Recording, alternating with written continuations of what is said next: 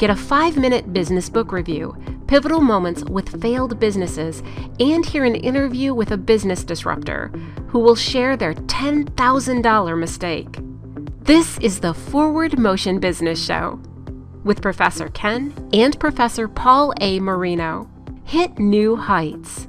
Start with Forward Motion. Hey everyone, welcome to the Forward Motion Business Show. This is Professor Ken. And this is Professor Paul Marino. And we're here in the studio again, so it's great to be in the studio. This is one of our, I guess, show number 16 overall. So we're doing pretty good. And today we have an incredible guest with us, a local business innovator here. It's Daniela Succurro from Packstrap USA. And we'll explain her business and talk a little bit more about her business too. So we're excited to have you here. Welcome. Hi, thank you. So Paul, why don't you do the intro if you could, since Danielle is more or less your guest, and explain to us why she would be a great innovator here for our show, and then we'll get into the business book and the business case. Sure. And then we'll talk a little bit more about Packstrap USA. Well, what I find very exciting about what Daniella is doing is there's several things. One, she's basically a woman in a male-dominated industry. And number two is she came to this country as an immigrant. She actually grew up in Venezuela, and she came to this country, and she formed a business, her and her husband. Correct me if I'm wrong, you started it in your garage, correct? Yes, we started in our garage. And she overcame her language challenge, and now she's a dominant force in basically a male industry. So tell us a little bit, what does Packstrap USA actually do? Packstrap USA, it's a company that sells packing supplies, but specialized in strapping machine and strapping supplies. Strapping machines are equipment that put a plastic band around boxes, around pallets, around any kind of cargo to secure the merchandise. So without that being secured, it'd be flopping all over the place. Yes, okay, of course, yes. Even though if it has tape, the plastic band is more secure than the tape. Course. Yes. Yeah, is that the band that really you can't rip open with your hand? Every once in a while you need to cut it open? Yes, it could be with the hand, it could be with a power tool, it could be with the strapping machine itself. So it's a equipment that could be tabletop. It have also there are more specialized one that have an arch. So you put the box, and the plastic band goes around the boxes. Oh, very cool. How did you this is not your typical business. How did you get into this? How did you start? Well, I have been an entrepreneur since a young age. When I came to this country, I saw an opportunity in the packing supplies and the strapping industry. Also, my husband, who is an entrepreneur as well, he has been factory trained, and he has a lot of experience with that. And we put the pieces together as a puzzle, and we start the business. And I understand you started it out of your home, out of your garage, right? Yes, we started from our garage, and as all business must do is to grow as a need, not as a projection. So we are starting in our garage, and then we went to a bigger warehouse, 500 square feet. Still, it's a small one. And after a few years, we are now in a 4,000 square feet warehouse. So what we want to do is let's cover a couple things. We in our business model, in our show actually, we cover a business case, a business book, and we know that you are very strong in customer service, which is a real big part of the business that you operate in. So we want to talk a little bit about that. And the two items that we had to talk about today, one was a book called Start with Why? Start with Why. Start with Why. It's by Simon Sinek, and I don't know what you know about it, but it really is an interesting book. It's been around for some time, and it talks about the center of your business, and you have to start with why, and it ties into customer service and things like that. And then I also wanted to cover there's a bunch of information out there now with customer service and how customer service drives the differentiation between your business and someone else's business. So maybe we can discuss that a little bit and how you excel, how Packstrap USA excels in some of that, because I know it's a perishable business. Yes. And with flowers, you got to be able to move very quickly or you're in trouble, right? So that's kind of the thing. So let's start with the book.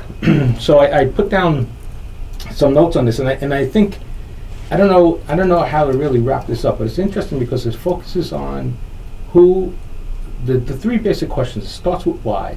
So why are you in business? Why are you there? Why do you exist to have your business model? And then it goes into the what and the how of how you perform and what your product is. And I've always taught that in class, the who, what, where, why, and how. And I think that's important. But in this case, I think he really sums it up in a nice little thing. He calls it the golden circle. Right. And right. in the golden circle, the center of it is the why. So we have to know why we do what we do, right? Why are we in business? And I think if you don't answer that why properly, then you could be out of business or be in trouble with the competition. And that's what... Well, you usually, in business, you're either growing or you're failing. Right. And Daniella has had a tremendous trajectory. And when you talk to her, and I'll let her explain it, they are very, very service orientated, and I think a lot of that has to do with your client base. What is your client base?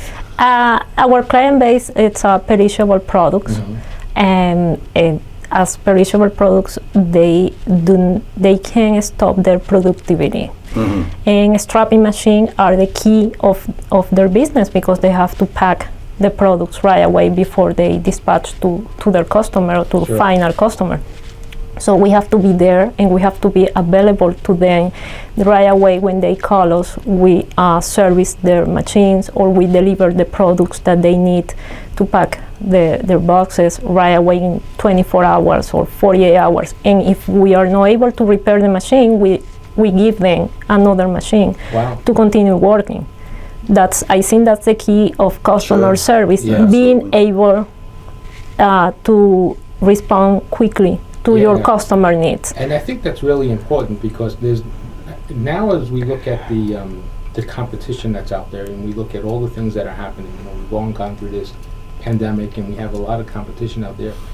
You have to differentiate yourself somehow, some way. And service, I think, is got to be the top. If you provide strong service, better service, a customer doesn't want to leave for a better price. Right? They don't need to leave for a better price, because if they leave for a better price, they might save a couple of dollars, but it's going to cost them so much more because of the bad service, and you can't afford that. And if you could provide that, that's your why. Why do I do business with Packstrap USA? Because I know that their service is the best that's out there, right? And I know that I can guarantee that my product is going to get where it needs to go, and that's why I do business with you. So I think that's really fascinating how you tie that all in together. Would you say that is the top reason why customers come to you, is because the service that you offer? The service, the availability that we have.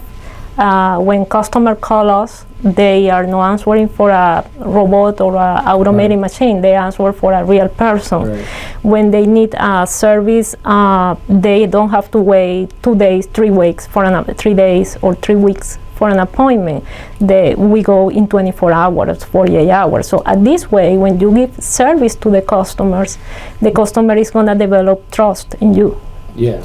And well, some of your machines are actually in refrigerated areas, right? Yes. We take the fish industry. They're actually in a cold room, right? And that machine can't stop. Yeah, they can't stop. That's why if we are not able to repair, we're gonna give them another machine. So you physically change out the machines and take it off site and then repair them. Yes. Yeah. Yes. How many of your competitors are doing that?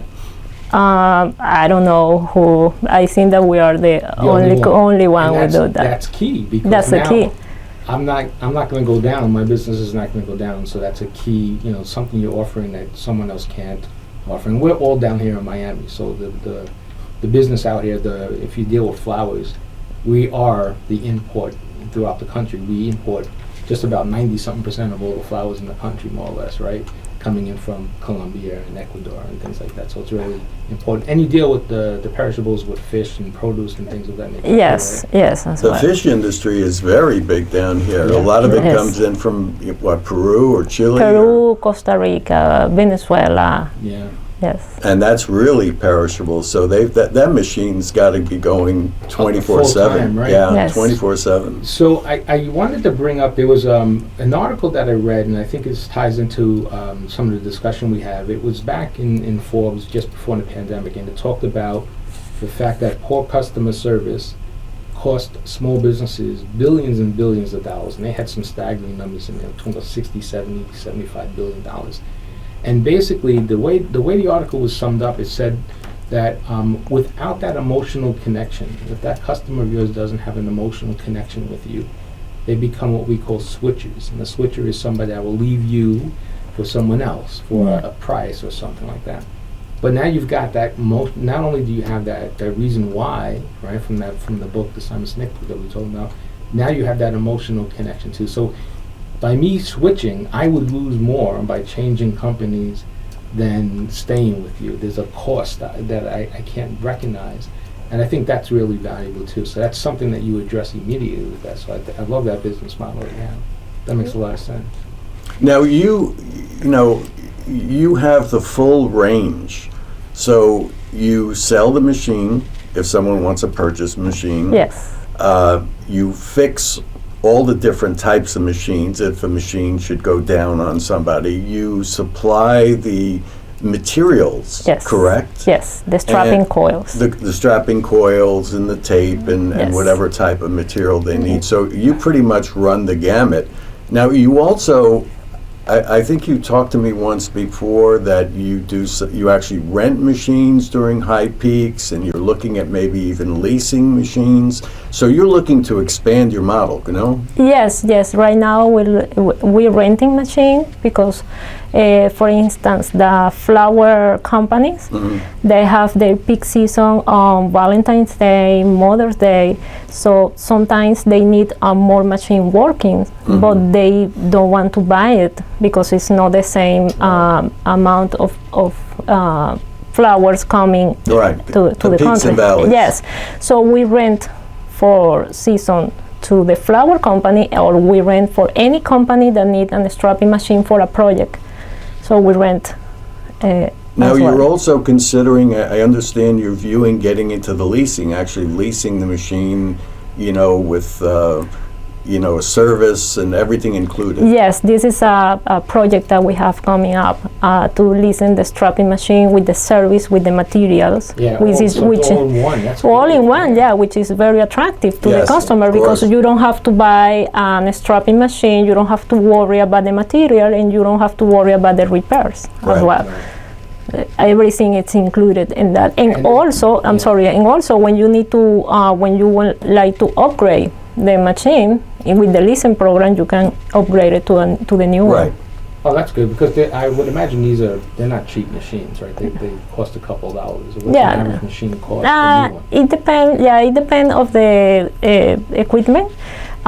There are machines that the price it's around $1,000, which are the small one, Right. and there are more specializing ones that are like it could be 10,000, Right. 15,000. Because that- Yes. So not only will you sell it, but you service it, but then you also have this leasing option, so the investment is small, and that means that if I need to get a bigger machine, I guess I can swap that out or get a bigger machine when the time comes. Exactly. Exactly. Yeah, that makes sense. This way you can grow as your business grows, right? You change Well, the it business. makes sense because, your business is packing, your business is fish, your business Yes. is flowers, your business is not the machine. That machine has to be there and has to work when you need it, and you want someone who's going to be there the same day or the next day to make sure that, if you're packing fish, you can't afford to have your production line go down. Exactly. Yes. So that's really amazing. If you receiving flowers and you need to repack the flowers, you can wait. Exactly. Yeah, to Exactly. repack the flowers. You need a strapping machine working. Now you deliver all this, right? If someone needs packing material, you actually they don't come to you. You actually ship it to Yes, them, right? You yes. actually have your own trucks, your own warehouse people, Yes. and all that. Yeah, we deliver it the same day. We have same-day delivery for any kind of strapping materials. Also, strapping tools for people who use the strapping, the manual strapping tools. Right. We also have those products in stock. So your employees are very integral part of your business, right? Yes. So how do you find good people? How do you transmit your vision into your employees? Well, we always looking for talent. We are always looking for talent, for good people who want to share our values of honesty and service, and to share our vision. Right. Do you have like an outreach program where you try to get them from a certain area? Do they have to be trained, or you could train them when they come in? Yeah. We can train there. Then when they come into our. How's the situation now down here in Miami with trying to find the right people? Is it tough to find the right people now? Well, it's not hard to find good people. Yeah. I think if you treat them well, they Right. find you. Yeah, it's not hard. It's just to interview them and to people are usually good people. Yeah. I find that. So if someone's listening to this radio cast or podcast, whatever we do with it, and they wanted to get in touch with you, how would they do it? Would they do it through your website? How would they get in touch with you? They can contact me to my email. info@packstrapusa.com. And how about some young woman who's out there thinking of doing something a little bit different? Do you have the time to talk to these people and say, if I could do it, you could do it? Yes. What advice I can give to other people is when you are in business, you have to learn how to hug the uncertainty monster. Yeah, explain that, because you said that to me once before, and I said, what is she talking about? The uncertainty? There's a monster out there. There's a monster out there. Yes, that's the key. Being an entrepreneur, you have to hug the uncertainty monster. Every entrepreneur has an uncertainty monster behind their beds, and that monster sometimes, I'm going to include myself, sometimes hunting us, keep chasing us. But we have to embrace uncertainty, and we have to make uncertainty an opportunity. Yeah, I think that's so clever of you. Yes. If you think about it, there's never, nothing goes well the way you plan it, right? What is that? You make plans and then life gets in the way, that type of thing, right? Because all these things happen. I mean, 18 months ago, we were sitting here, no one would think that we would have a global pandemic that would shut the world down. So explain, I mean, we were all faced with all kinds of challenges, so that's uncertainty of the massive kind. So what was your thought process getting through that? I mean, what did you think, and how did you get through that, and how did you make those adjustments, the uncertainty there? Don't be afraid of failure. Yeah, you have to be, failure is going to happen in business, and you have to learn from failure and don't be afraid of them. That's the only way to hug the uncertainty monster and make an opportunity. Well, you had told me before you did something very, very gutsy. She did, most of your strapping material comes in from abroad, either from Taiwan or from another country. And you had told me that you loaded up with so much material that you had to actually lease a second warehouse. Yes. To keep, you even had material in your office. You couldn't even get into your office because you wanted to have that supply on hand for your clients. I mean, that's a gutsy move, buying all that material. Yes, that's why we moved to a bigger warehouse, because as a need, we need to grow, to have more space, to have more material available to our customers. Yeah, that makes sense. That's something else. And then, so now you didn't have to rely on getting product in because you already had it there. Yes. Plus, you could supply everyone local, and you're the person to go to. So that's a smart move. That's a very Well, Yeah, a very brave move to make. I guess the machine is worthless if you can't get material for it. If you can't get the right. strapping, then the machine's worthless. Yeah, we need to have the machine working to supply the products. Absolutely. One of the things, Daniela, one of the things that we cover when we do this show, and we bring innovators in, and we're so happy to have you here because not only are you a woman in a man's world type of thing, right, but you are an innovator, an entrepreneur, and you've done, just the discussion about what is it? Hug the uncertainty. Is that what you said? You have to learn how to hug the uncertainty monster. The uncertainty. Okay, good. Yes. We're going to borrow that. We're going to use that. Yeah, I like hug the uncertainty. Yes. I want to make a T-shirt. Hug the uncertainty. So one of the things we talk about when we bring our innovators on is we and feel free not to share if you don't think this is something you want to share. But we talk about the $10,000 mistake that each of these business owners leave, because like you said, failure is part of who we are. Yes. Mistakes are who we are, and I always say in my marketing classes, there's no right or wrong in marketing. There are things that are going to work and things that don't work well. You just hope the things that don't work well are less expensive, right? They don't cost you too much money. Yes. So if you want to share something, it doesn't have to be exactly $10,000 mistake, but what happened, in the course of you growing your business that cost you some money, but also it was a valuable lesson that you learned. Or something you would do different. If you're looking back, you went from a garage to a small warehouse, now to a big warehouse, and I'm sure in 2 years you're going to outgrow that warehouse. So looking back, if you had to give advice to a young entrepreneur, whether it be male or female, what would you say? This is something I would have done a little bit different. What would you have done? Don't put a limit in your goals. Once you reach a goal, make a new one. So always keep moving forward. Always when you wake up in the morning, go a step forward towards your goals. Yeah, and I think that's so important today. Because we're in this, what we call this fast economy, right? And if you're keeping track, I'm involved with the online stuff and things like that. So we had Web 0.10, Web 0.20. Now, hello, we're now in Web 3.0. I don't know if you guys realize we're in Web 3.0 with the new metaverse and all these different things.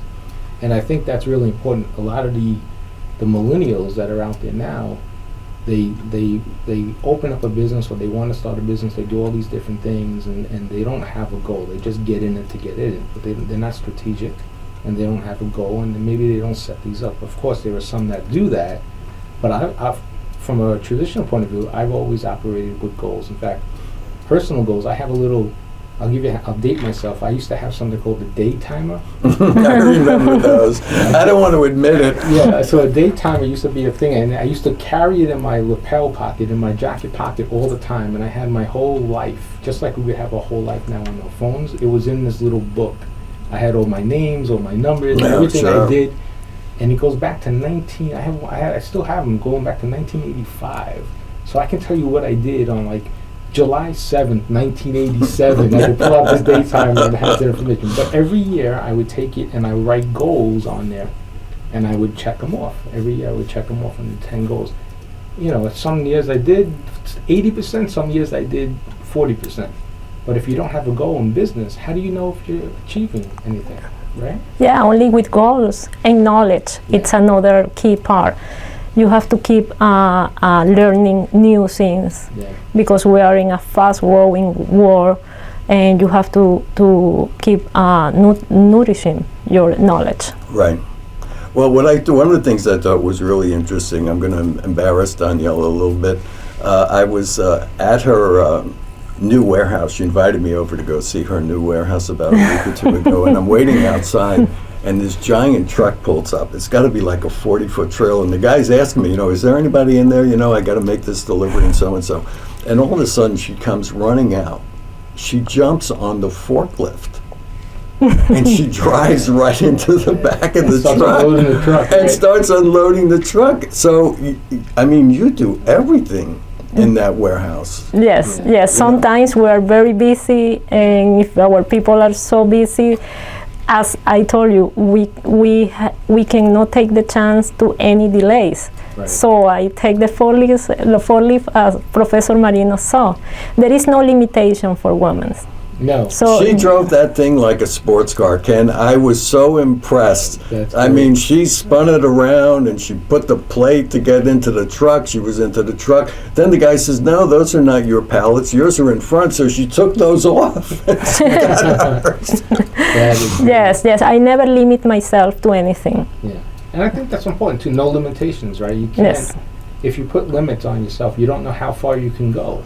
Yes. So that's really important. So we got a few minutes left. I mean, what else would you like to share with us that's about your business that people need to know about Packstrap USA? What's your next steps? Where do you go from here? I mean, what can we expect in the next 3 years? What's your goals? We hope to go to a bigger warehouse and to expand our business to other markets as so well. now you can go out of Florida, South Florida. You all of Florida, outside the state? What's your thought there? We are based in South Florida, and we expect to grow to other states. Oh, great. Yes. That'll be good. Like the neighboring states or the whole area around, and then you set up centers in those areas too. Yeah, another states in United States as well. How are you dealing with the whole online component? I mean, how has that affected your business, if it has at all? Does that help your business, or it doesn't really matter in your case? The online. The whole online marketing or the presentation, or how does that help or hurt your business? Oh, I think the online, it's the spine of any business, especially our business. So online marketing, the website, that's it, an important part of our business to people know our products, know how we work. Strapping machines are products that are specialized products, and people always go in the internet to search up for strapping machine, and we're there at www.packstrapusa.com. That's great. Yeah. And they can order right off the website. If someone needs like a pallet of strapping tomorrow, they can place the order tonight. You'll have it there tomorrow for them. Yes. That's great. Yeah. So before we end the show here, we just got a few minutes left.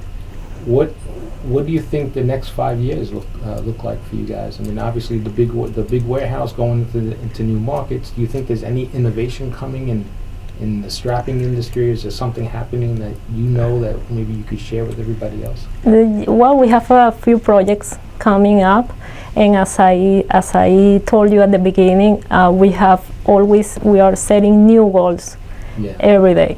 That's great. Now let me ask you something. Is this a legacy company? Is this something you're doing for your children? You're doing for yourself? I know you have 2 wonderful children.